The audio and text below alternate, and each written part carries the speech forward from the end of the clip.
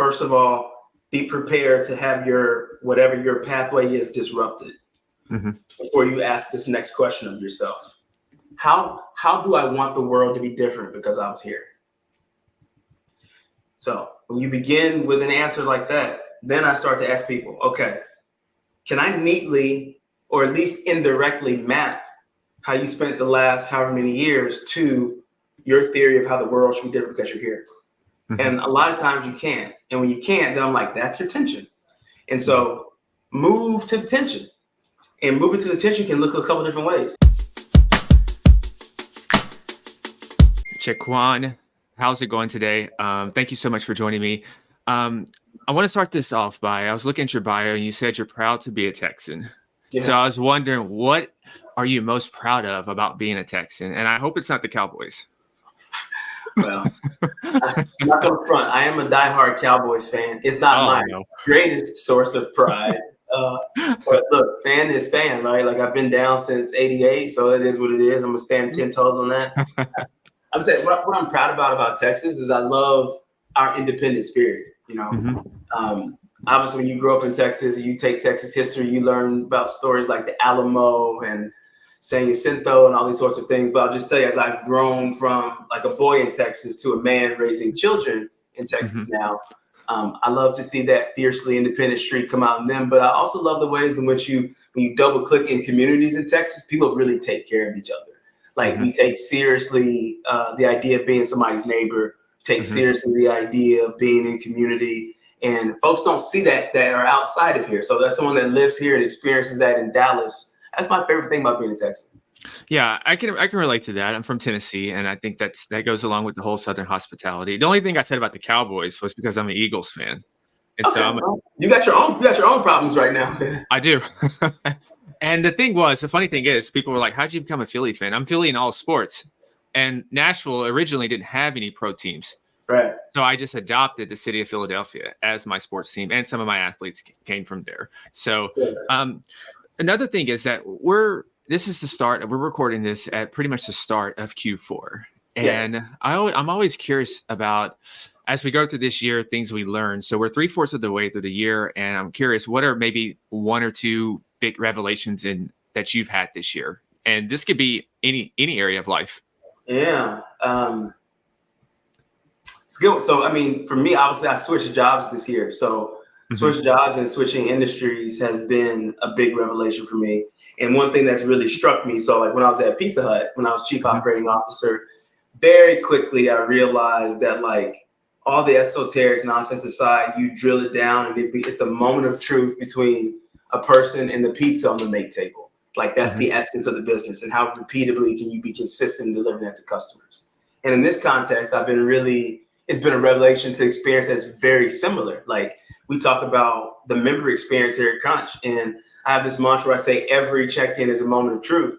And it really is, can you be the cleanest? Can you be the friendliest club on the block? And it's all about these little moments of people on our front lines serving our members or serving our guests. And so seeing that as being the same across these different industries has been really revelatory. And on one hand, it's like humbling, because you never lose sight of what it really means to serve people in that moment of impact and who you depend on to really serve people in that moment of impact. And on the other hand, is really encouraging, because I feel like, even though I've been in a different context for the last several months, it's very familiar to me to be in a brand that at its essence is about service. So that's the first sort of big revelation. And then I think the second one is just how fast time is flying right now, right? So I joined Crunch in February, and all of a sudden we sit here September 30th. I feel a little bit more like a tested veteran. I don't know how that happened in 7 months. And then I look, and then my daughter just turning 5 next week, and I'm used to carrying her around like a football. So everything is zooming by, man. Yeah. What's it been like to when you're switching industries, switching roles to a certain extent? And I guess, what's been the biggest adjustment you've had to make?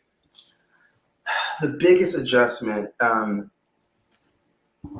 tell you, I think that the biggest adjustment has just been, I've been at Yum for 8 years, right? So 8 years in the world's largest restaurant company, growing from a lawyer into a business person. Like, so much of my professional identity was tied to that place. And for me, the transition has been not so much rejecting that and leaving it in my past, but how do I take the man that I became as a professional there and put it in a new context and pour my heart and soul into a brand in a different way, right? And so for me, it's just been really connecting about what matters. And that's why I talk so much with our franchise system and with our teams at corporate is about being legendary.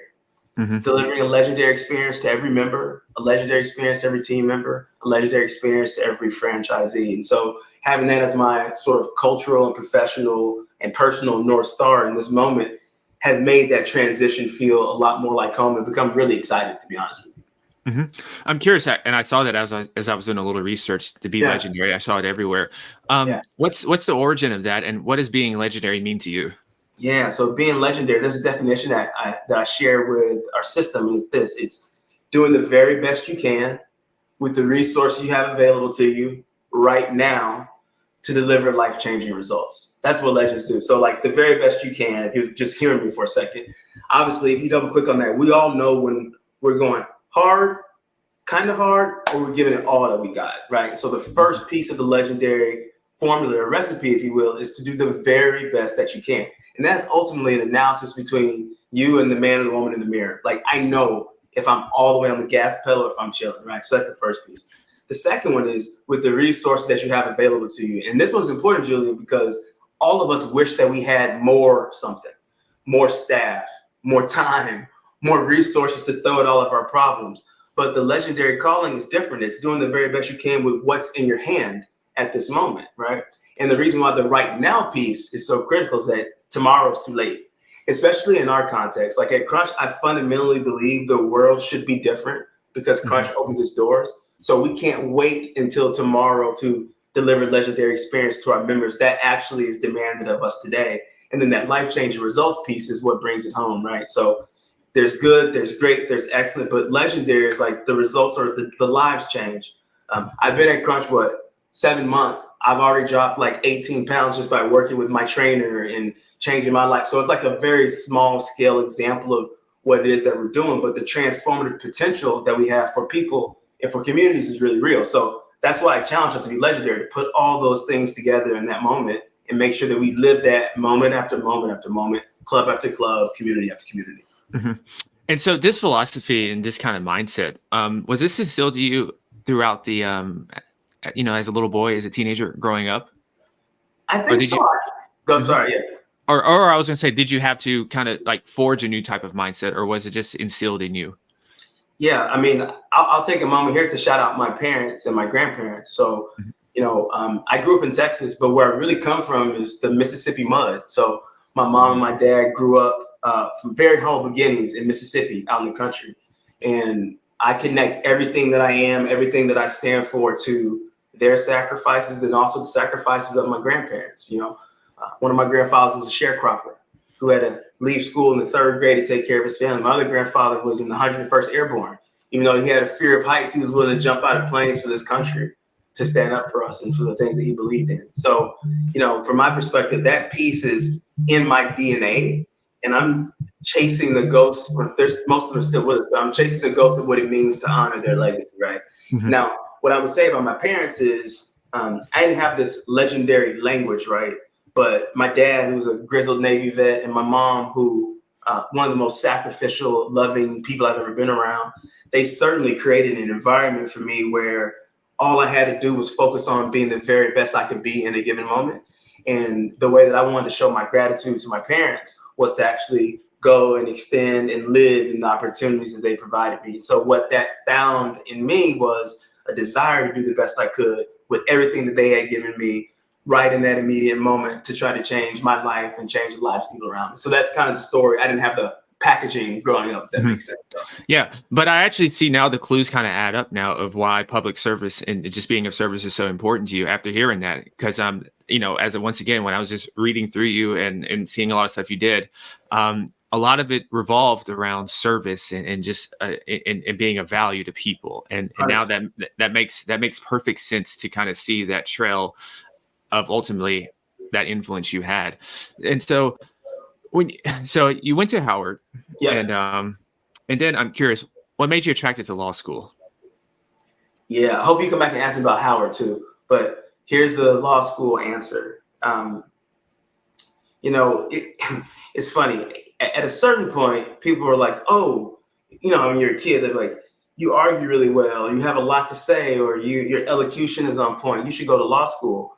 There was a piece of that when I was younger, but the thing that made me want to go to law school, as opposed to believe I should go to law school, or I should say, the thing that made me believe I should, as opposed to just want to, was this idea of using my voice to advocate for people that didn't have one for themselves. And so when I looked at the opportunities I've been afforded, the difference between my story and the stories of people very close to me, some of whom share the same bloodline, what I often saw was missing was a connection between opportunity and access to opportunity. And what you saw missing in a lot of those communities that I come from was a strong and powerful advocate standing the gap for people, ensuring resources were directed equitably, ensuring problems were solved for the benefit of all people. And so I viewed law school as an opportunity for me to go and serve in a certain way. The other piece is like most of the men in my family were in the military. Between issues with respiratory system and my cardiovascular system, wasn't able to serve in that same way. And so I was like, how can I be a part of the legacy that my father and my grandfathers have set? And so using my voice to advocate for people who didn't have one felt like the way that I could step into that lineage as well. Mm-hmm. And so did any of them go to Howard? What was the choice about Howard? Nah, bro, not just me. Went to Howard, actually. I'm proud to say that I come from a family that's got a long legacy of attending HBCUs in Mississippi in particular, because we're Mississippi folk, even though I grew up in Texas. Howard for me was that was kind of my black sheep moment growing up, though. So it was important to me to go to a historically black college university. But I also have become really connected to the idea of public service, and especially through the lens of the federal government. And so DC became a really attractive option for me.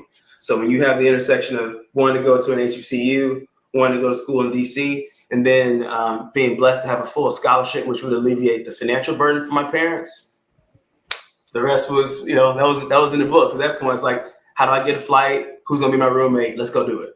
Mm-hmm. What was one of your most memorable moments there? Oh, man, I would say I'm going to give you one, but what I should say is when people really want to understand me and they want to double click on who I am, you obviously begin with my faith, you begin with my family, but the critical inflection point for me was Howard. Howard was everything to me. I'm excited to go give a lecture back home at Howard here next month, kind of talking about this a little bit more. But it was the place where I got to really step into the fullness of my blackness and understood that it was totally okay to be the kid that liked Tupac and Plato at the same time. Mm-hmm. That I was going to be into James Baldwin and also maybe listening to 3 6 Mafia and UGK. Like, you can hold all those things together. And in the environment that I grew up in, it wasn't like that. I stuck out like a sore thumb. I was always the only. But at Howard, all that dissipated and I got to be the best version of me. I would say the most memorable moment of Howard is probably a tie between, I was fortunate enough to be crowned Mr. Howard in 2004, which was a really proud moment because I got a chance to have a platform that I got to work on. But maybe the most memorable moment was crossing beta chapter of Alpha Phi Alpha Fraternity Incorporated. Mm-hmm. Obviously, the number of brothers and mentors and folks who walked with me in my story since then, I wouldn't trade that for the world. So it's got to be probably one of those two things for me. Mm-hmm. I can relate to that, it's almost like you're existing in two worlds, right? And you really stick out because, I have an affinity for old standards, classical music. I even like a little country music. I am from Nashville after all. Yeah. And then also, I love my Marvin Gaye and all that type of music. And so, for me, my transformative moment came in grad school when I went to New York. And then I got to see, and you get that influx as well. And you're like, wow, okay. So, there's way more people like that. And so it's a transformative moment.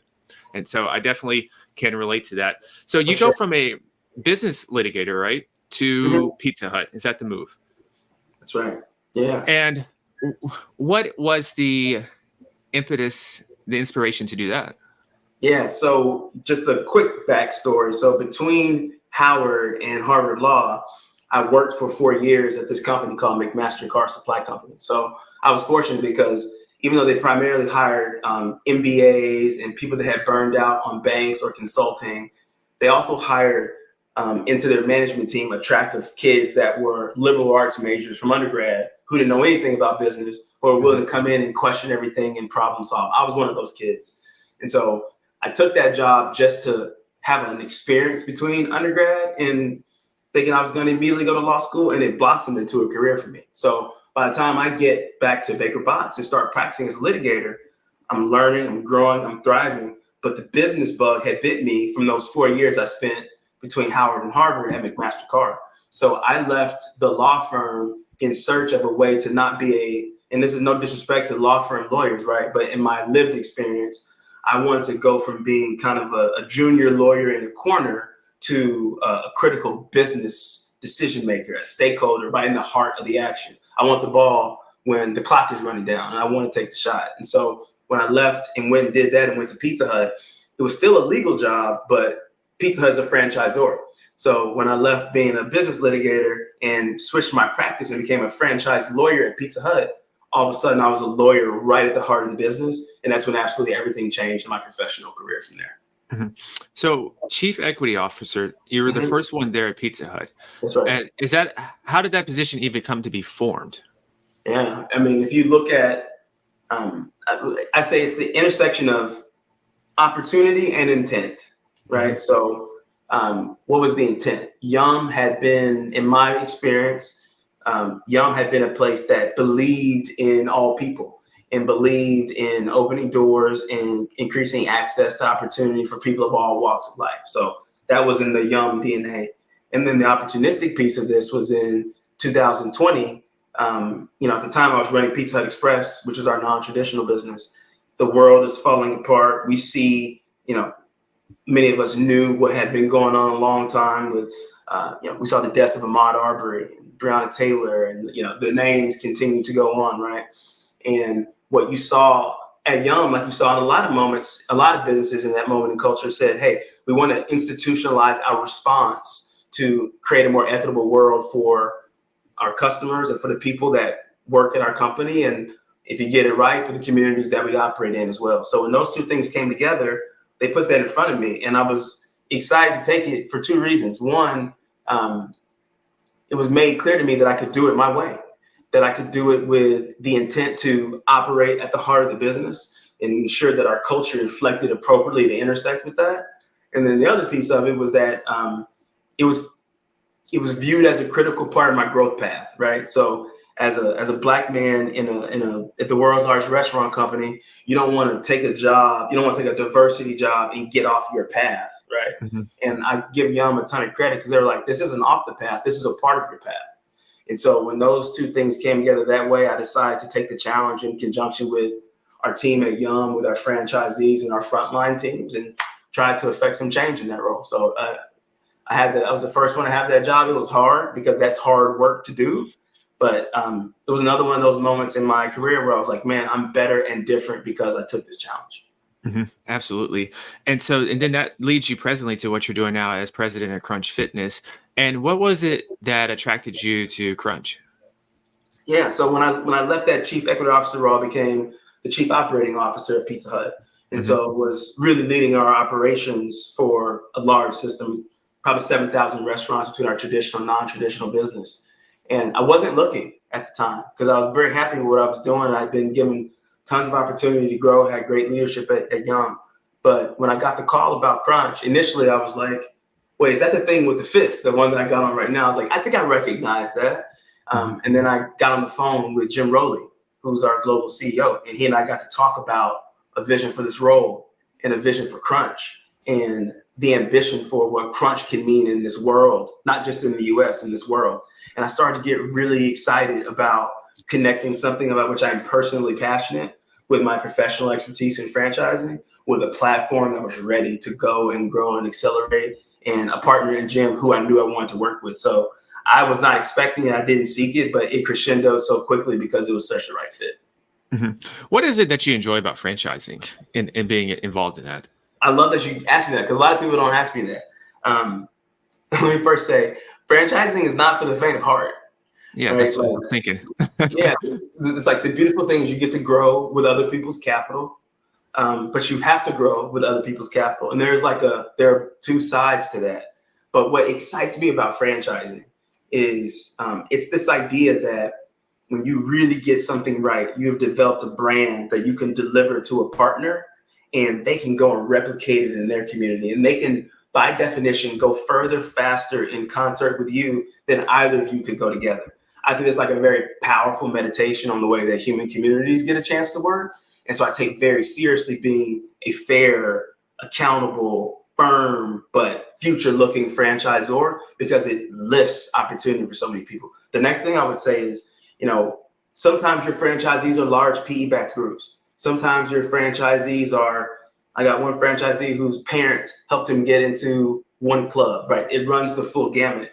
And whether, it's a PE group that's got to report to a growth fund and investment committee, I take pride in helping them hit their marks. If it's a small group who want to do something and create some generational wealth for their family and change the community they operate in, I get excited about that. So there are very few spaces outside of franchising where you get to engage the full spectrum of people who come to business. And if you get it right in partnership with them, you can do incredibly special things through franchising that I would argue is really unique to the franchising concept. Mm-hmm. Yeah, I was going to also bring up that when, and I'm glad you brought up the different examples of the type of people that would be involved in this, because, and I think this is applicable to leaders, that you're dealing with all sorts of people in different demographics, different ethnic culture, all that. And so I imagine with you, you're very good with people now, even if you light years better. You were probably good initially, but you've become really, really good with people and knowing what motivates this person compared to what motivates this person, and how do I get the best out of them and all of that. Yeah. And so for leaders out there, what do you think are a couple of recommendations in terms of working on this important thing as the world becomes more diverse and everything in the workplace? What to make sure I'm following, working on how to work with people, or franchising in particular, just to make sure I meet. Let's say working with people. My fault. Working with people. Yeah.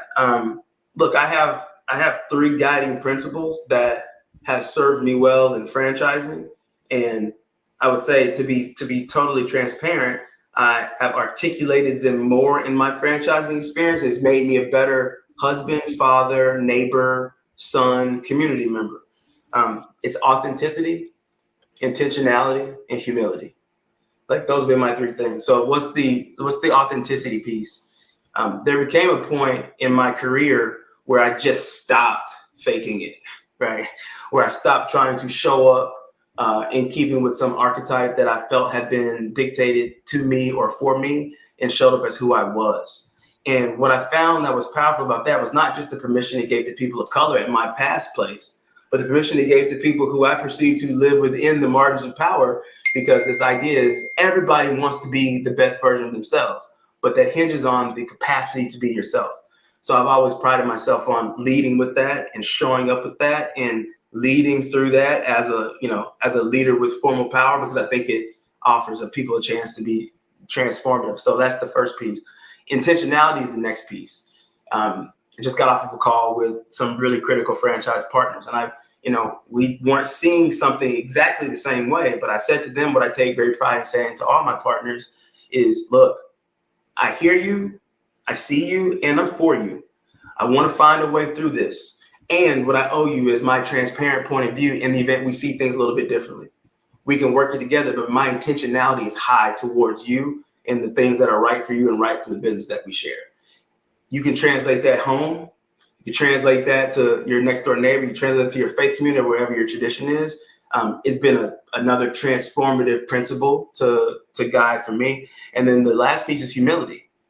That's been the hardest one for me, if I'm being really honest with you. There's a time in my life where I would have told you that I was humble, and nobody would have been more humble than me, which is obviously not humble, right? Mm-hmm. But humility, as I have matured and become more seasoned, looks a lot more like listening more than I talk, being comfortable not having all the answers, owning when I'm lost or confused, and most importantly, looking to see who are those people that don't get a chance to speak up because maybe I take up too much space. And in my lived experience, it's been really important to make sure that I'm making space for women leaders, making space for other people of color as leaders, and people who just don't necessarily have the personality to be out in front, right? So I try to lead with authenticity, intentionality, and humility. And I don't always get it right, but Mhm. it gives me a framework to try to move myself forward and be open to the additional changes that are going to be necessary for me to continue to be who I feel like I'm called to be. Mhm. And you mentioned brand earlier, and I'm always curious to hear this. What does a good brand look like to you? What does a good brand look like? Yeah. Yeah, I think a good brand, I love that. It's a really good question.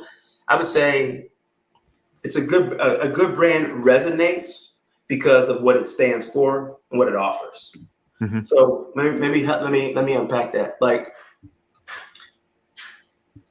there are a lot of ways to resonate. You can resonate because you're culturally dissonant. You can resonate just because you're interesting. You can resonate just because you're different.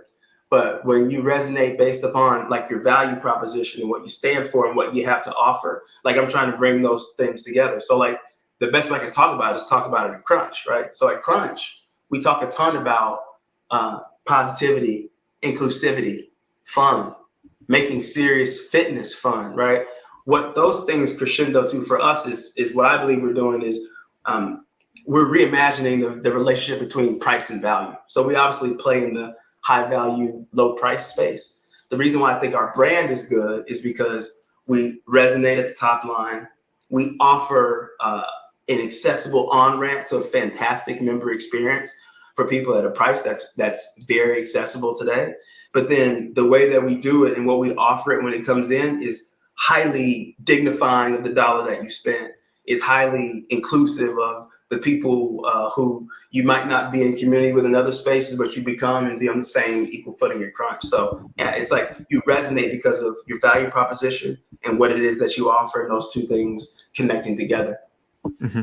Yeah, I was going to mention that I noticed a lot of fitness franchises haven't been doing as well, and you guys have continually um, kept growing, throughout the years and everything. And because I think I saw this year, I think I have it here. I think you guys have 460 sites, and then 500 that you're aiming for by the end of the year, and then 600 by the end of 2025. And Yeah. so I'm curious, what do you think is, and this maybe it's a little bit of a broad question, but what do you think are some of those factors that are attributing to this continual growth when a lot of other fitness franchises have not been as growing like this?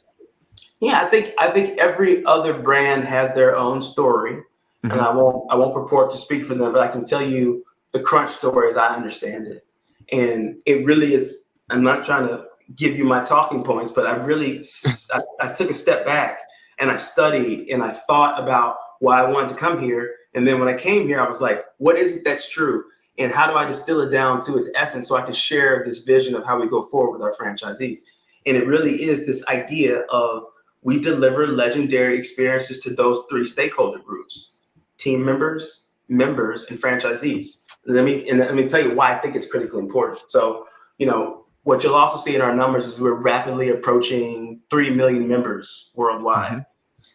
The reason why that number is growing and not decreasing over time is because we treat every check-in as a moment of truth. Whether you don't need to have to spend $250, $400 a month for your membership to feel at home where you go and work out. We take very personally this idea that we're going to dignify the dollars that you spend with us by delivering you a legendary experience. I think other folks will have to look themselves in the mirror and ask themselves, are they treating every check-in in that same way? If they're not, they may be getting different results. In the middle, and I talk about them in the middle for a reason, we take very seriously this idea of delivering legendary experiences for our team members. There's an old adage in the restaurant space where I come from where we say your customer experience is never going to exceed that of your team members' experience. And the insight there is, look, if you want to have happy customers, have happy team members. You want your customers to be pissed off, piss off your team members, right? And so what sits at the heart of what we're doing is, man, how I wake up thinking about not just the 3 million members. I wake up thinking about that young woman at the front desk that I talked to this morning in Plano. The woman that I talked to who's a personal trainer in Fairfield.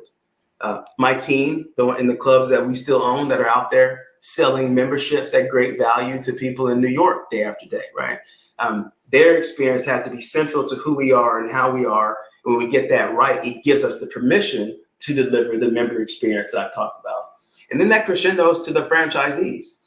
And that's how you get to these numbers, right? I can't snap my fingers and get to that 500 club number. No, I got to depend on franchise partners. Mm-hmm. They've got to believe in my concept. They've got to believe that I'm giving them something that allows them to make money, candidly, right? Because we talked about it. Some folks are in this to grow their enterprise. Other folks are in this to grow generational wealth. Wherever it is, this has to work for them. And what it requires is for me to be clear-headed about our brand, clear-headed about our operating model, intentional about our partnership, and humble enough to calibrate when we need to make sure this remains an investable proposition for them.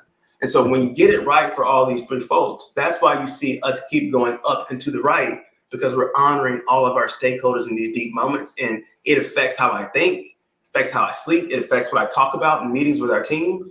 And by putting those folks at the center, not just abstract ideas and numbers, I think that's a big part of our secret sauce, honestly. Mm-hmm. Now, I'm curious, what is something from the restaurant industry that you think is necessary and highly beneficial that can be transferred over to the fitness industry? Yeah, probably two things. One, and I would say already our best franchisees look a lot like my best franchisees at Pizza Hut. Like, that's no shock. There's no substitute for hospitality. There's just no substitute for friendliness and cleanliness. Those things port over perfectly. And if I lean in on the friendliness piece, it makes great sense. Like, just take a second and think of, if you watched the news last night or this morning, or if you watch it tonight, what was the vibe, right? Like, what are you seeing? And what are you seeing with Hurricane Helene? What are you seeing with wars popping up all over this country and so many real lives on the other side of it? What are you seeing with, the challenges that people face domestically for a lot of different reasons here in the United States? Nobody needs to come to your restaurant or to your club and not be told, good morning, how you doing? What are you working on? Called by name, right? Like, there's just a fundamental lack of seeing each other in that way in the world today. And so what we learned in the restaurant space is you can actually break through by just being really, really intentional about that piece. And so that's the thing that ports over, right? The other thing I would just say is, like, your best restaurants are really good at having highly repeatable processes. You can't imagine how many pizzas we would have made in a given day across 7,000 outlets at Pizza Hut, right? And largely speaking, the reason why you can believe it can happen is because you've articulated a process that a PhD all the way to someone who's also still in school as a teenager in high school can repeat and execute on. The same thing's necessary for us as well. So repeatability, consistency, and just a deep intention around the person that you serve are things that we bring over. And again, it's no shock to see that people who are excelling in both industries already share a lot of the same sort of fundamental tenets in common. Mm-hmm. And a lot of that has to do with leadership. And speaking on leadership, what do you think are maybe one to two of maybe the biggest misnomers about leadership in today's world? That it's top down. It's the first one. That, like, you lead by executive fiat or you lead by dictating outcomes and answers to people. I think that's probably the big one. And I think the other one is that I don't know how to word it in the form of a misnomer, but I don't know that people always appreciate the cost of leadership. Mm-hmm. Like, it is not free. It does come at a cost. And, there's a lot to be said about balancing and making space for the things that matter. But, like, driving accountability, even while being highly collaborative, I try to be highly collaborative and drive high accountability. It comes at cost. Like, there can be a personal cost certain days. There can be interpersonal costs. We need to make difficult decisions about people, sometimes people that you care about. And then certainly that piece, like I said at the beginning, which is like the idea that the way I lead is go do this, go do that. That is, I've never seen that be sustainably the path to excellent results for an enterprise as opposed to an individual. Mm-hmm. You mentioned balance, and I'm always curious about this work because balance is going to be different things to us. But with you got a lot of things going on. You have this going on. You have a lot of different partners that you deal with. You mentioned your family earlier, and then you also mentioned your personal health earlier. So how do you go about making all these things work to the best of their ability? Yeah. You know what? You said it more artfully than me because, I think there's a lot to say about the word balance. And I just want to set it to the side because saying there is or isn't balance, I don't think does justice to the nuance of the conversation. Expect to use the brave I statement. I am a husband first, I'm a father, and I'm an executive. I'm also a son and a neighbor, a parishioner, all these things, right? And so there's no word that I can lay on top of my lived experience and make it make sense. So how do you try to make it work, right? One of the best, many of the best learnings that I've gotten in business and life have come from moms who've had to work. Like the working mom is almost like a soothsayer or like a medium for me. And there's one mom that exposed me to this idea of the rubber and glass balls. And it's like you're always juggling multiple balls. And the question in your life is to figure out what is a glass ball and when, what's a rubber ball and when, because you can drop a rubber ball and it'll bounce back up. But if you drop a glass ball, it's going to break. And so what I've had to focus on is, especially as I've got, my wife was my classmate in law school. Her career is crescendoing right now, right? I can't look myself in the mirror if I feel like what I'm doing at Crunch stands in the way of her being the best version of herself at work as well, right? So I've really got to try to engage this exercise. And what I would say is I have focused a lot more on making sure that work is not always the glass ball. There are some times where, you know what, the glass ball needs to be, I'm canceling this market trip this week because my wife's got to go close a deal in New York. Sometimes the glass ball has to be, this happened last week. And I'm glad to be in a system with franchisees that understand this, but I'd made a commitment to my daughter that I would be home to tuck her in because I've been gone for weeks, right? More or less weeks. And the only way I could get home was to give this meeting over to my team. And it was one of the most important meetings that I have. So I wrote my franchisees, I was like, look, I need to honor this commitment to my daughter. I didn't have that type of maturity, candidly, when I was a younger man. And so for me now, it's like recognizing that and knowing that it feels impossible to feel in perfect equipoise at any given time. And I don't seek it. What I seek to figure out is like, how can I honor deeply all the roles that I need to play to the very best of my ability, and then give myself grace to live with what it looks like when I feel like I have tried to deeply honor all the things I'm supposed to be. Does that make sense? Absolutely, man. I hear trust in that, and there's a couple of things that stick out there, and I'll get to. But the first one is, I hear trust, especially when you're honoring that commitment, and it's a big meeting that you have to do, and you're trusting your team, and you're not worried about it in that situation. At least maybe not as much compared to the other commitment that you had. Yeah. Is that something that just has to happen from experience to where you get to that level? Because I'm thinking someone who's an up and comer, ambitious, they want to get after it, or even they already might be an executive, but maybe haven't had as many years of experience yet. How do you get to that point of being able and comfortable to let go like that? Well, it's about how you invest your time. So I have really tried to focus on investing my time. And this is something that changed in me as a leader, in particular around the time I became COO at Pizza Hut, where in that role, look, I knew what I was responsible for. The buck stopped with me on so many things, but my focus shifted to like my immediate team of 3 or 4, probably 4 direct, maybe 5 direct reports. How can I make sure that each one of them can function without me? How do I make sure that I use my time to help them find the highest and best use for themselves? And how am I holding them accountable to what they're capable of? And when I did that, I found that like, it's not like the jobs become not stressful, but you are trusting that you have the right people in place, and you're trusting that you poured into them that which you can, or they need to pour back into you sometimes as well. Like as a young leader, you're consistently managing people who are more seasoned than you, right? So in this space right now, my trust comes from making sure that, you get through the stage of making difficult decisions about people. You've got the people in seats that you believe in. And when you engage with them not in a dictatorial manner so that, you have to question whether or not they can go think and function when you're gone because you just dictated to them by fiat. No, like you partner with them, you coach them, you let them affect you, you let them coach you as well. And so when they go and have these meetings in your absence, you understand that the highest order is going to be met because you're synced on what good looks like, you're synced on where we're trying to go. And those type of synergies do give you some permission to let people go, let people grow, let people breathe. So that's been my working philosophy, and it continues to hold true as I've gotten older.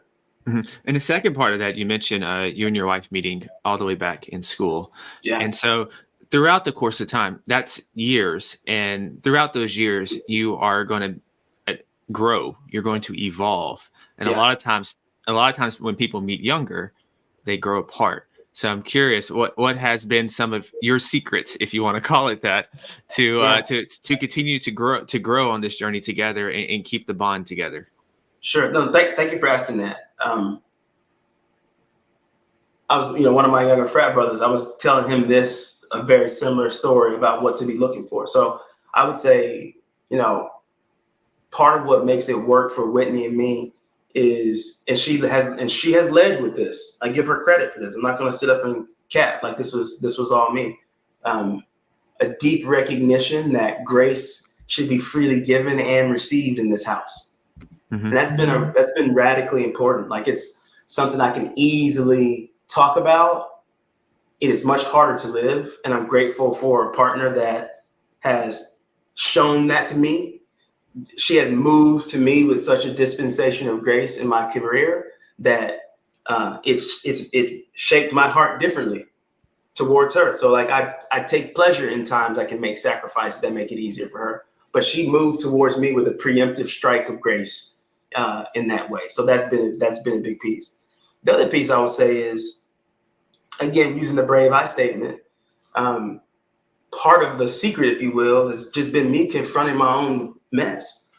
Like, I've had to grow up, and I've had to become less selfish. I was raised in a male-dominated society as well, where things revolve around me and my whims. And I've had to ask myself, what type of environment do I want to create for my son and for my daughter, right? And so, there's been some soul searching along the way and some refining, and again, a ton of imperfection still on my behalf. But her grace and my desire to be a better version of myself have been the things I think have been at least reasonable deposits into what it is that we have. Mm-hmm. Well, thank you for sharing that. I'm always curious to learn those things as I'm a little bit behind on that journey, but definitely learning, and definitely can relate to the soul searching and learning about yourself and some of your habits and everything. So I appreciate that. Absolutely. Yeah. And so as we look into the future, what are some of the things that you're excited, but maybe 2 to 3 of the things that you're most excited about in terms of where Crunch is going and some of the initiatives that you're working on that you can give away? I know some of the things got to be kept under wraps. Yeah, sure. I'll say, like, without naming what this is called, here very soon this year, you're going to see a new model for Crunch launch. You'll know it when you see it, and so I'm really excited about that. So when you see it here in later this year, you'll know what I'm talking about. So that's one thing that's exciting. I'm excited about growth, and I'm not excited about growth just because of what the numbers represent. But every time we open a Crunch, that's another several thousand people whose lives get to change by being on this journey with us. Another set of jobs in the community with great opportunities for people. I fundamentally believe that we need a world with more Crunch. And when I see clubs open here, and then I believe there's a really exciting path for us outside the United States as well, that stuff gets me pretty fired up. And then I'm excited just to continue to evolve the journey of our member experience. We've got an experienced team that's really focused on things like, okay, was this the best possible group fitness class that we could offer somebody? Was this something they could get only here at Crunch? When they went and do high intensity interval training in our proprietary HIIT zone, did that meet the moment for someone who's a beginner and someone who's a badass already, right? There is just a deep meditation on you, the member, right? That gets me excited because I'm not lost about what the business is built on. So yeah, man, our growth, our intentionality towards our members are big things, that new experience that's coming soon. And I'm excited to just continue telling our story all around the globe and planting more flags. Mm-hmm. And then you personally, what are you most excited about in the future? Yeah. That's a good question. Those aren't questions I get asked very often either. Like I've talked a lot about Whitney, obviously, with your question. If it is very hard for me now to think about my personal aspirations without tying them directly to my kids. And so I've got a 7-year-old son. I got a daughter who'll be 5 on Friday.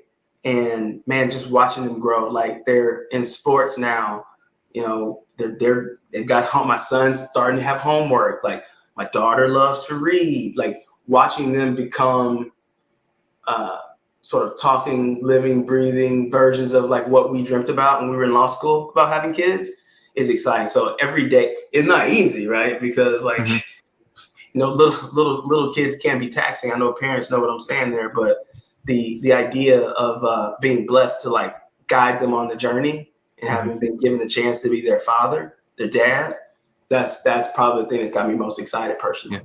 What do you think it is about kids that change you? I guess just as a man in general. Yeah. Look, I'm gonna give you my truth on it for a second, like, because it does connect with my faith tradition. To be honest with you, the deepest revelatory piece of being a father was like, I always grew up being told Sunday after Sunday that there was this God that loved me unconditionally, and I know me, I know my mess, and I'm like, how could you love me unconditionally? I just messed up yesterday. I'm about to cuss as soon as I leave here, right? Like, there's no way I can be loved unconditionally.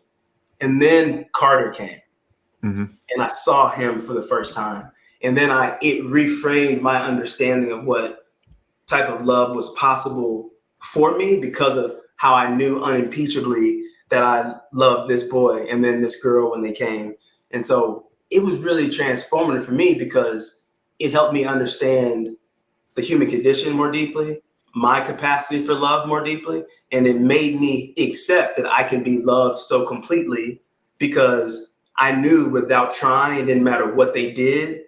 My son pooped on me the second I touched him, but like, it didn't even matter, right? I was like, there's nothing you can do to make me stop loving you.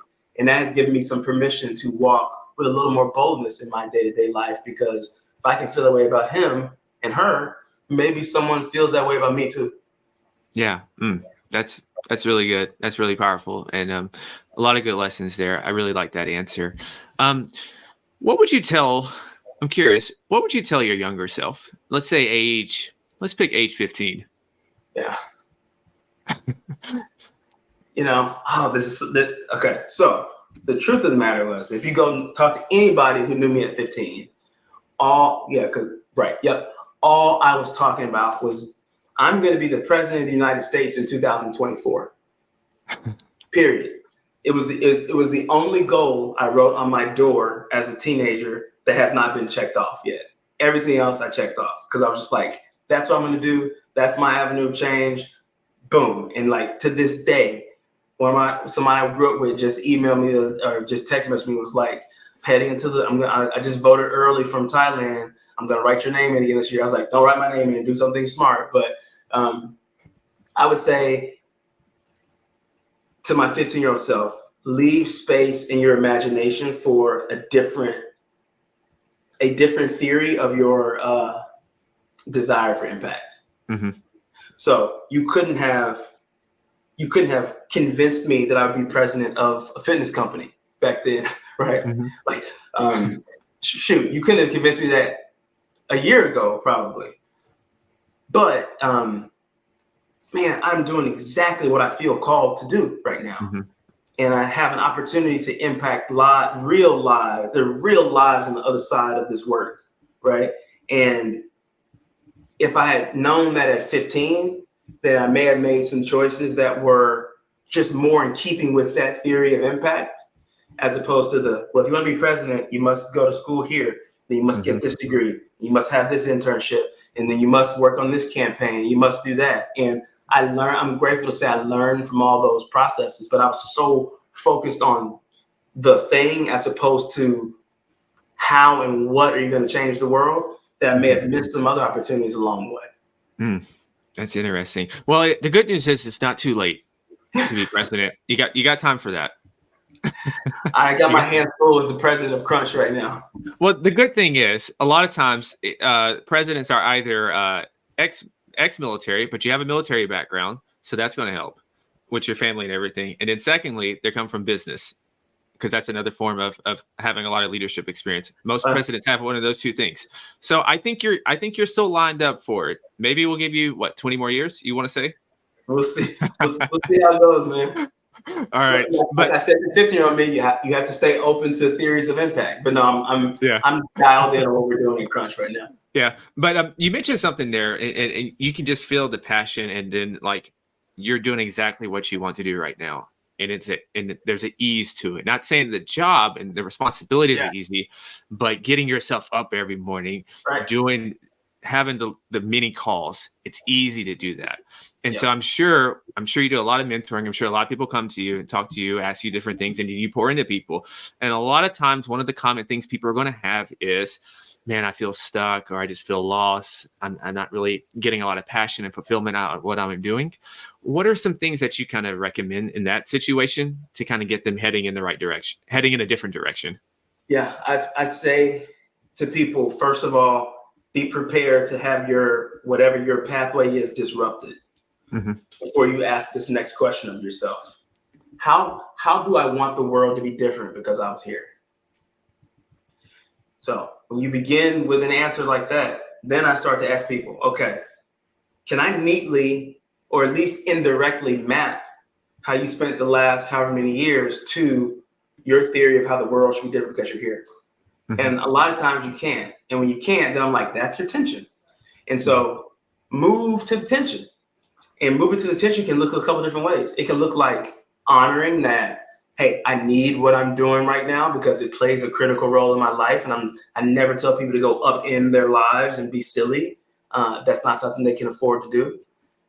Other times it says, you know what, like, yeah, this is what I'm doing. And I need to try to find an avenue to create some additional psychic income for myself. Like I have a mentor named Randy who introduced me to that term in 2012. And I've always been like, the goal one day is to have my job give me psychic income and not just actual income, because it used to be all my psychic income had to come from my side hustles and my nights and my weekends or whatever. And like, I'm so grateful to say that now, like, it feeds my soul and my brain, what the work that we do here at Crunch, right? So when I ask people to chart that course for themselves and then diagram the delta, then I say, hey, if it'd be useful, let me be a partner that helps you think about what it looks like to diagram a pathway different, right? How might you chart a different course? Appreciating that it doesn't happen overnight. Like when, I was at the law firm. Again, I was grateful for that opportunity. I was at the law firm and I realized I had to diagram a different course. And it took me a long time to get to, it took me a relatively long time, at least from my experience, to get to where I was. And that was okay. I had a partner who helped me think through that. And I try to offer that to people as well. But if you ask that question of yourself and are willing to confront the answer, there can be a path. And the willingness and the bravery is in the willingness to engage that. Well, yeah, I really appreciate that question, and love the work that you guys are doing. And I think before we even talked, I think I saw there was some news today, right? As we're recording this, that you got, and I couldn't remember the number that you got placed at. What was that? Yeah, we were number 79. So we jumped in the Franchise Times just released their annual top 400 franchisors list. And we came in at number 79. And if I'm not mistaken, that's up 37 spots from the last time that they did that. And they noted our growth and all the things that you and I have been talking about. So that story is not about me, even though, they talk to me about it, but it's a story about nearly 3 million members. It's a story about almost 500 clubs and a story of scores of franchisees all pushing together to deliver legendary experiences for this brand. Well, awesome to hear. And the last question here is, someone walks up to you in a coffee shop and they're going to ask you, what are 3 things I can do today to start becoming legendary? What would you tell them? Yeah, I would tell them, ask yourself, are you doing the very best you can with what you've been assigned to do? Are you doing it with the resource that you have available to you right now? Or are you waiting for something? Are you doing it right now, or are you waiting? And do you have as an end game the desire to create life-changing results for not just yourself, but for people around you. You can overlay that on anything, I think. That's a fantastic way to wrap up the conversation. I really, really appreciate this conversation. Highly, highly enjoyed it. Where can we keep up with you or connect with you if you want, or and keep up with what Crunch is doing? Yeah, absolutely. So I'm on Twitter. So I'm at Chequan Lewis, ChequanLewis. And then you can look at crunch.com, right? Like, I'm encouraging people that are listening who are in need of a gym home. I sound like a church boy then, church home, gym home. But you're looking for a place to have a legendary experience as you transform your body and your mind and your soul. Go to crunch.com and figure out where we are closest to you. Come check us out. And if we're not close to you yet, chances are we will be soon. Awesome to hear. And I will have all that in the show notes. And to the listeners out there, stay awesome, be limitless. And I'm going to change it today in honor of my guests and go be legendary. Peace. Love it.